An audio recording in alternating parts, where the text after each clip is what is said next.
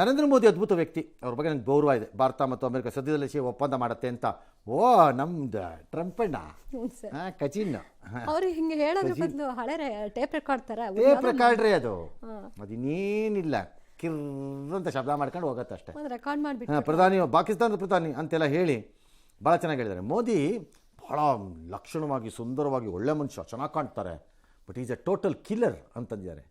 Total killer ಅಂದರೆ killer ಅಲ್ಲ, ಈಗ ದರ್ಶನ್ ಕಿಲ್ಲರ್ ಆ ಥರ ಕಿಲ್ಲರ್ ಅಲ್ಲ ಅದು. ಹಾಂ ಆಲೋಚನೆ ಅವನೊಂಥರ ಭಾಳ ಇದು ಕೊಡ್ತಾರೆ ಅಂತ, ಯಾವುದಕ್ಕೂ ಬಗ್ಗಲ್ಲ. ನಾನು ಫೋನ್ ಮಾಡಿದ್ದಾಗ ವಿ ವಿಲ್ ಫೈಟ್ ಅಂದ್ಬಿಟ್ಟಿದ್ರು ನನಗೆ ಪಾಕಿಸ್ತಾನದ್ದು, ಆಮೇಲೆ ಎದುರಿಸ್ಬಿಟ್ಟೆ ನಾನು ಅಂತೆಲ್ಲ ಬಿಡ್ತಾರೆ ರೈಲ್ನ. ಏನೋ ನಮ್ಮಲ್ಲಿ ಏನು ಮಾಡೋದು, ಕರೆಸ್ಬಿಟ್ಟಿಲ್ಲ, ಯಾವ್ದಾರು ಒಂದು ಎರಡು ಇದಕ್ಕಾರ ಹಾಕ್ಬೋದಿತ್ತು ಕೆಲಸಕ್ಕೆ. ಹಾಂ ಒಟ್ಟಲ್ಲಿ ಮತ್ತೆ ಅದೇ ಬಿಡೇ ಅದೇ ಬಿಡ್ತಾ ಇರ್ತಾರೆ ಅವ್ರ ಪಾಡ್ಗವರು, ಏನೋ ಹೇಳ್ತಿರ್ತಾರೆ, ಹೇಳಲಿ ಬಿಡ್ರಿ. ಆಮೇಲೆ ಇದು ಪಾಕಿಸ್ತಾನದಲ್ಲಿ ಇದ್ದಾನಲ್ಲ, ಅಲ್ಲೊಬ್ಬ ಪ್ರಧಾನಿ ಇದ್ದಾನೆ, ಅವನು ಉತ್ತಮ ವ್ಯಕ್ತಿ ಅಂತ.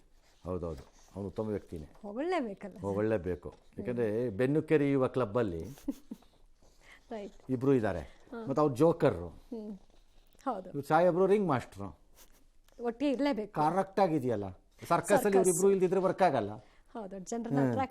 ಆಮೇಲೆ ಅವರೊಬ್ಬ ಮಹಾನ್ ಹೋರಾಟಗಾರ, ಅಲ್ಲೊಬ್ಬ ಫೀಲ್ಡ್ ಮಾರ್ಷಲ್ ಇದ್ದಾನೆ, ಅವ್ನು ಮಹಾನ್ ಹೋರಾಟಗಾರ. ಏ ಟ್ರಂಪಣ್ಣ, ನಿನ್ನ ತಲೆನಲ್ಲಿ ಏನು ಬ್ರೈನ್ ಗೀನ್ ಇದೆಯಾ ಇಲ್ವಪ್ಪ? ಅವನು ಯಾವ ಊರು ಹೋರಾಟಗಾರಪ್ಪ, ಅವನು ಹೇಡಿ, ಅವನು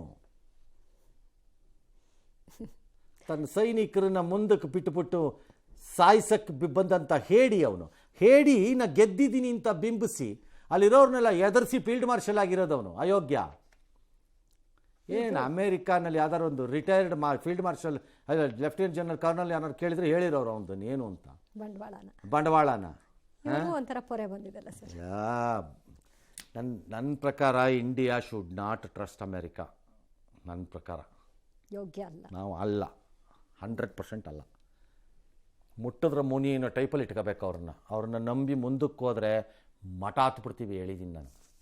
ನಾಸಾ ಮತ್ತು ಲಾಕ್ಹೀಡ್ ಮಾರ್ಟಿನ್ ಅಮೆರಿಕ ಜಂಟಿಯಾಗಿ ಅಭಿವೃದ್ಧಿಪಡಿಸುವ quite X super sonic jet ಮೊದಲ ವಿಮಾನ ಪರೀಕ್ಷಾರ್ಥ ಹಾರಾಟ ಮಾಡಿದೆ. ಏನದ್ರದ್ದು ಅದ್ಭುತ ಅಂದರೆ 1.4 ಪಟ್ಟು, ಒಂದೂವರೆ ಪಟ್ಟು ಇಟ್ಕೊಳ್ಳೋಣ, ಶಬ್ದಕ್ಕಿಂತ ವೇಗ ಹೋಗುತ್ತೆ.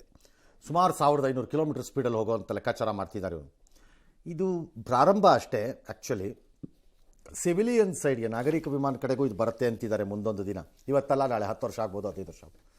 ಭಾರತ ಅಮೇರಿಕದ ಮಧ್ಯೆ 4 ರಿಂದ 5 ಗಂಟೆ ಕಾಲದಲ್ಲಿ ಪ್ರಯಾಣ ಮಾಡೋ ಥರ, ಅರ್ತಿಂದ ಭೂಮಿಯಿಂದ ನಾವು ಅಂತರಿಕ್ಷಕ್ಕೆ ಹೋಗುತ್ತೆ ವಿಮಾನಗಳು.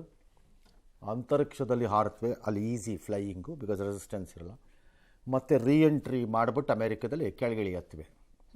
So it will take around 4 hours between America and India ಅನ್ನೋ ಥರ ಮಾತಾಡ್ತಿದ್ದಾರೆ. ಪಾಸಿಬಲ್.